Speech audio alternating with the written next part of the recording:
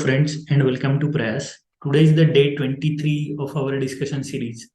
Going forward with government scheme policies, bills and laws, देखेंगे कि कैसे क्वेश्चंस आए थे, क्योंकि कल और परसों हमने बहुत बार इन चीज़ों के ऊपर बात की है कि किस तरीके से क्वेश्चंस आते हैं, कैसे फॉर्म होते हैं, किन चीज़ों के बारे में पूछा जाता है। तो आज भी देखेंगे जो बचे कुछ क्वेश्चंस है 2018 तक हमने क्वेश्चंस कवर किए थे। तो 2018 तक जो भी क्वेश्चंस आए वो किस बिना पे आए हैं या फिर किस तरीके से फॉर्म हुए थे, ठीक है। 2018 में आधार से रिलेटेड क्वेश्चन था। अगेन कल भी हमने एक आधार से रिलेटेड क्वेश्चन देखा था। सिमिलर पीवाईक्यूज में इसीलिए ये नहीं डाला क्योंकि ये थोड़ा सा करंट रिलेटेड पार्ट है। सिमिलर पीवाईक्यूज हम उस एरियाज के बारे में बोल सकते हैं कि जो बार बार रिपीट हो रहे हैं, थोड़ा सा स्टैटिक से लिंक है, ठीक है। लेकिन यहाँ पे हम ये बोल सकते हैं कि आधार इज इम्पोर्टेंट। तो अभी करंट अफेयर्स में या फिर रिसेंटली अगर आधार के ऊपर किसी चीज को लेकर चर्चा हो रही है तो किस चीज को लेकर हो रही है, किस प्रोविजंस से रिलेटेड है, ये देखना जरूरी है। तो यहाँ पे क्वेश्चन था एप्लीकेशन प्रोग्रामिंग इंटरफेस के बारे में, एपीआई जिसे बोला जाता है। तो what does it imply? It can be integrated into any electronic device, online authentication using iris is possible. अब यहाँ पे ये दोनों स्टेटमेंट करेक्ट है। यहाँ पे अलग से कुछ लॉजिक या फिर एक्सट्रीम वर्ड ऐसा कुछ ढूंढ के हम नहीं निकाल सकते। यहाँ पे कुछ चीजों के बारे में पता होना जरूरी है, ठीक है। तो Aadhaar provides open application programming interface और एपीआई जिसे हम बोलते हैं, और वो इजीली इंटीग्रेट हो सकता है किसी भी इलेक्ट्रॉनिक डिवाइस के साथ। तो इसीलिए फर्स्ट स्टेटमेंट जो है हमारा, इसे हमने करेक्ट बोला है। और again API enable online authentication using fingerprint और इरिस। हमारे उंगलियों की जो निशान है जिसे हम फिंगरप्रिंट बोलते हैं या इरिस आंख की पुतली जिसे बोलते हैं, तो इन दोनों का यूज करके ऑनलाइन ऑथेंटिकेशन हो सकता है। इसीलिए भी स्टेटमेंट टू को फिर करेक्ट बोला गया है। देखिए कल भी हमने आधार के बारे में जो क्वेश्चन आया था उसके ऊपर चर्चा की है। तो किस तरीके से या किस पार्ट के ऊपर आया था, किस एंगल से पूछा गया था, और यहाँ पे अलग एंगल से रिलेटेड पूछा गया। कल डोमिसियल सिटीजनशिप के बारे में हमने देखा था जो पर्टिकुलर आधार से रिलेटेड क्वेश्चन था, और यहाँ पे थोड़ा सा टेक्नोलॉजी से रिलेटेड ये क्वेश्चन है। तो इन चीजों के ऊपर चर्चा होती रहती है, कहीं ना कहीं इनके बारे में कोई ना कोई क्रिटिसिज्म होता है या फिर कोई मुद्दा निकल के आता है, तभी ये चीजें यूपीएससी क्वेश्चन में लाती है। ऐसा कभी नहीं होता है कि आउट ऑफ द ब्लू कुछ भी पूछ लेंगे।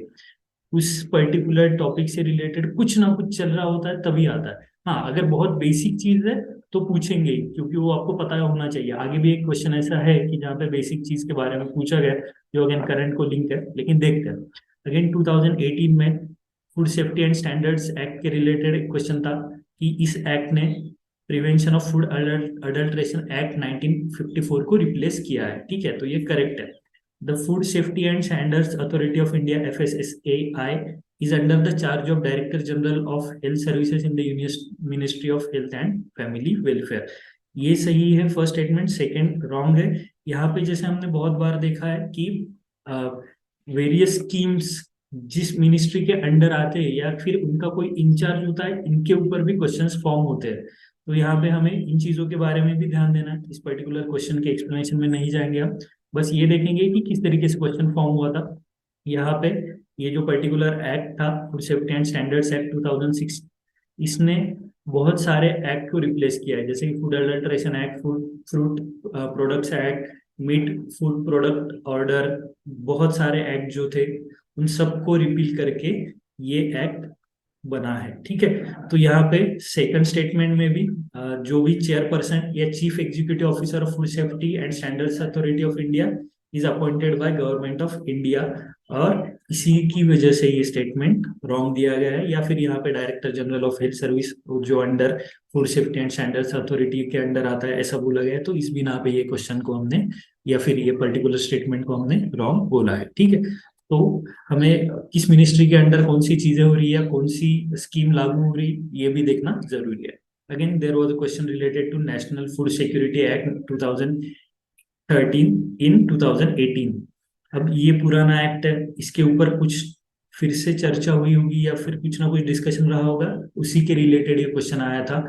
अगेन यहाँ पे ये जो स्टेटमेंट होते हैं ना, जैसे मैंने कल भी बोला था, ये स्टेटमेंट भी विवाद या फिर इन प्रोविजंस के बारे में कोई चर्चा हो रही होगी तभी ये क्वेश्चन फॉर्म हुआ है। ठीक है, देखते हैं यहाँ पे, the families coming under the BPL only are eligible, only थोड़ा सा एक्सट्रीम वर्ड मिल गया हमें, eligible to receive subsidise food grains, तो ये नहीं है।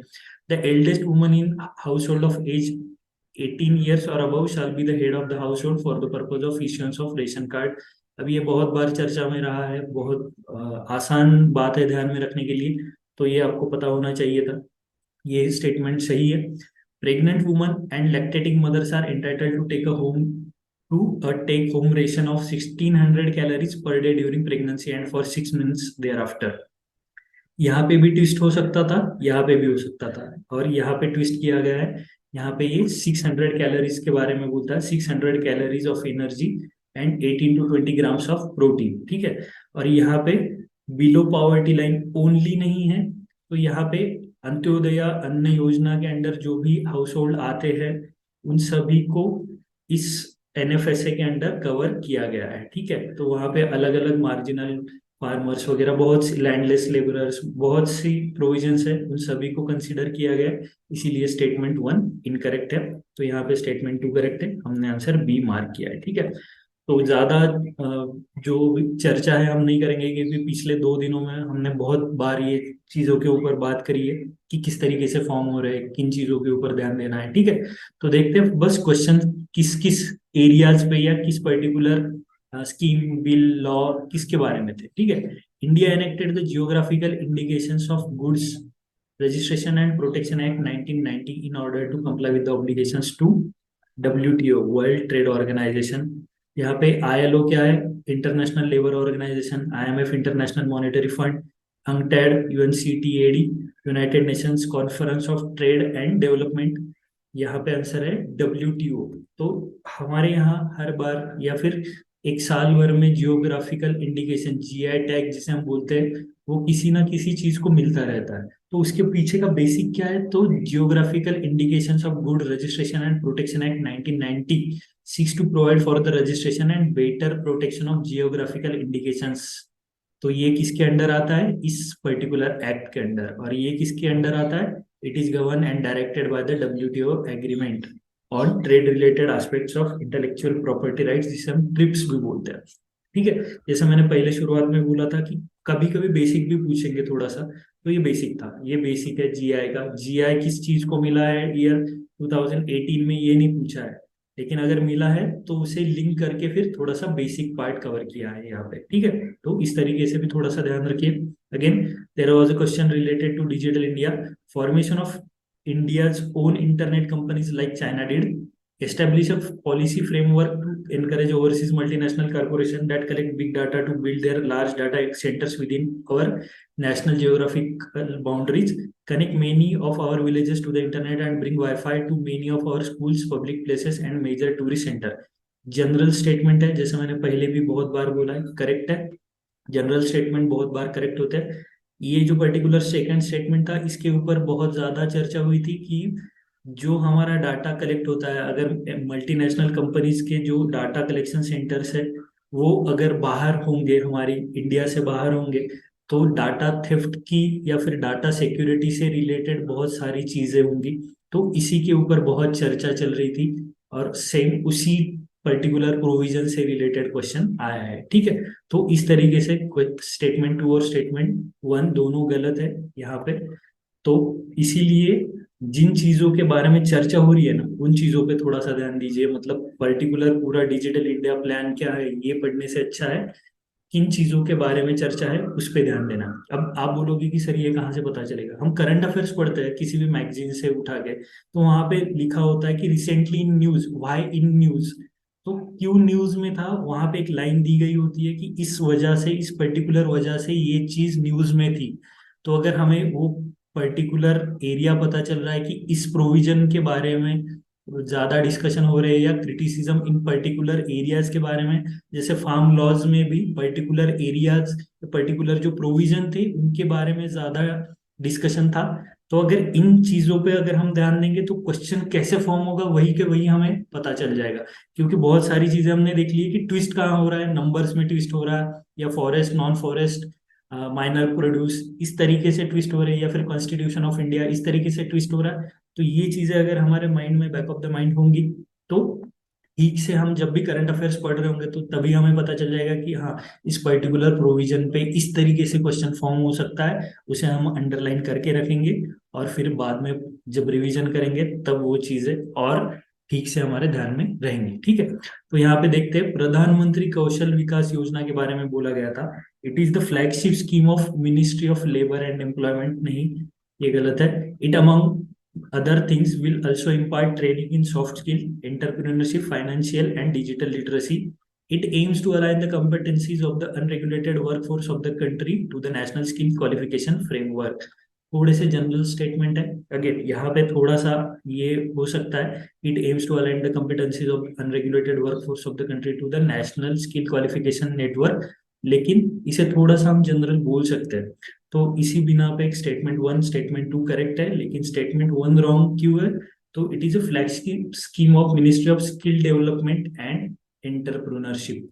तो अभी इसी डिस्कशन में, आज के डिस्कशन में, हमने एक क्वेश्चन फूड फूड सिक्योरिटी या food safety and standard act के बारे में भी देखा था कि अंडर विच मिनिस्ट्री और अंडर किनके इंचार्ज में ये सब हो रहा है। तो सेम यहीं पे भी question under, it is the flagship scheme of ministry of labour and employment, मतलब किस मिनिस्ट्री के अंडर आ रहा है पर्टिकुलर स्कीम, लॉ, बिल जो भी है, तो उसके ऊपर भी ध्यान देना है। मतलब अगर हम करंट अफेयर्स भी पढ़ रहे हैं तो उसमें भी किन किन चीजों पे ध्यान देना है, ये सारी चीजें हमने कल, परसों और आज इन 3 दिनों में डिस्कस की है।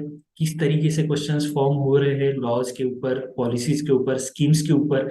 अगर आपने इतना भी ध्यान में रख लिया तो बहुत आसानी से आप थोड़ा एक्सपेक्ट कर पाओगे कि इस पर्टिकुलर एरिया पे या फिर इस पर्टिकुलर स्कीम के बारे में क्वेश्चन आ सकता है।